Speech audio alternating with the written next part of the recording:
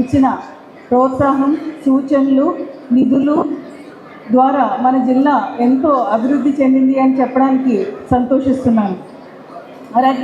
అలాగే ప్రజా సంక్షేమం కోసమై వారి యొక్క ప్రజల అభివృద్ధి ధ్యాసగా వారు ఇచ్చిన కార్యక్రమాలు, వారు చేసే ఫాలోఅప్, ప్రతి 3 నెలలకి పెట్టే కలెక్టర్స్ కాన్ఫరెన్సు, నిరంతర సమీక్షల ద్వారా మన జిల్లా ఎంతో ముందుకి వెళ్తూ ఉంది. 2 సంవత్సరాల క్రితం మనం గుర్తు చేసుకుంటే విజయవాడలో విపరీతమైన వరదలు వచ్చినప్పుడు మన జిల్లా ప్రజలందరూ కూడా ఎంతో సహృదయంతో 1,27,00,000 నిధుల్ని సమీకరించి నా ద్వారా సీఎం గారికి అందచేయడం ఈ సందర్భంగా గుర్తు చేసుకోవాల్సిన విషయం.